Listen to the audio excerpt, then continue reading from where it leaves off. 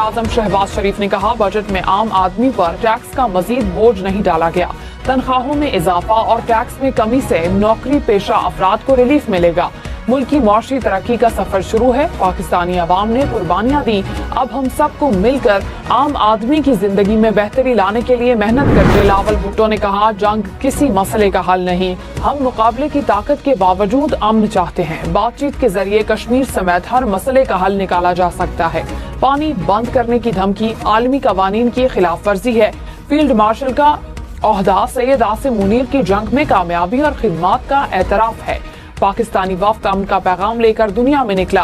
हम ब्रिसल्स जाएंगे और यूरोपीय यूनियन में भी हम। वजीर खजाना मोहम्मद औरंगजेब ने कहा, ज़राअत मईशत के लिए रीढ़ की हड्डी है और रहेगी।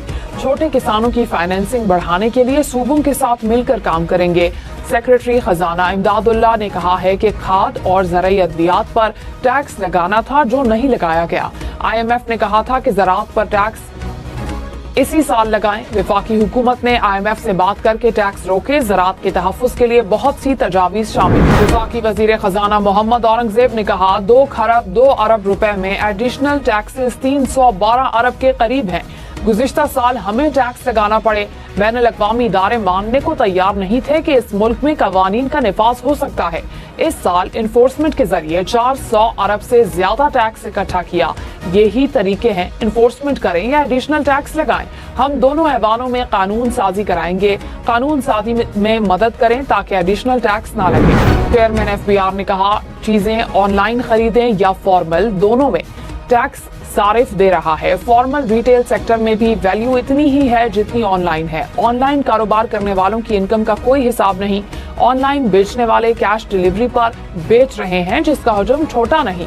फॉर्मल सेक्टर वाले हमारे पास आए कि हमारी मार्केट जा रही है, 18% का डिफरेंस निकालेंगे तो लेवल प्लेइंग फील्ड खत्म करेंगे। ग्रोसरी, कपड़े और इलेक्ट्रॉनिक के अलग अलग दर्जे बनाए गए हैं। अरकान असेंबली की तनख्वाहें बढ़ाने पर वजीर खजाना से सहाफियों के सख्त सवालात। वजीर खजाना ने कहा, काबीना अरकान की तनख्वाह आखिरी बार 2016 में बढ़ाई गई थी। महंगाई के मुताबिक तनख्वाह में कुछ न कुछ तो इजाफा चाहिए। पोस्ट बजट कॉन्फ्रेंस से पहले सहाफियों का FBR और हुकूमती रवैये के खिलाफ एहतजाज। सहाफियों का प्रेस कॉन्फ्रेंस से वॉकआउट। वजीर इत्तलात अता तारड़ और चेयरमैन FBR की माजरत पर सहाफियों ने एहतजाज खत्म किया। सहाफियों ने FBR की जानिब से नए बजट पर ब्रीफिंग न देने पर एहतजाज किया। बजट के बाद स्टॉक मार्केट तारीख की नई बुलंद तरीन सतह पर 100 इंडेक्स 1,24,000 पॉइंट्स की सतह को अबूर कर गया। कारोबार के दौरान 2300 से ज्यादा पॉइंट्स का इजाफा देखा गया। इंटरबैंक में डॉलर 21 पैसे सस्ता, कीमत 282 रुपए हो गई। पेट्रोल, डीजल, मोटरसाइकिल, छोटी गाड़ियां, रिक्शे महंगे होंगे। मोबाइल फोन्स और सोलर पैनल्स की कीमतें भी बढ़ेंगी।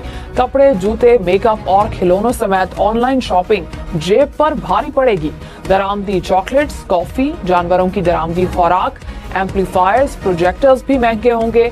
आटा, दालें, दरामदी सब्जियां, फल, जिंदा जानवर, गोश्त, मछली, जड़ी बूटियां और होम्योपैथिक अद्वियात, धागा और सिरामिक्स का खाम माल सस्ता होगा। तनख्वाहदार तबके ने बजट को मुस्तरद कर दिया। कहा, रिलीफ के नाम पर धोखा दिया गया। 2 सालों से ये तबका सबसे ज्यादा पिस रहा है। 35% तक टैक्स, 7-10% का सरचार्ज, 100 रुपए में से 39 रुपए तनख्वाह आने से पहले कट जाते हैं। बिजली पर टैक्स, गैस पर टैक्स, मोबाइल खरीदें तो टैक्स, गाड़ी खरीदें तो टैक्स, बैंक में पैसे रखें तो टैक्स, निकालें तो टैक्स। वजीर खजाना ने तनख्वाहदार तबके को रिलीफ देने का वादा किया था।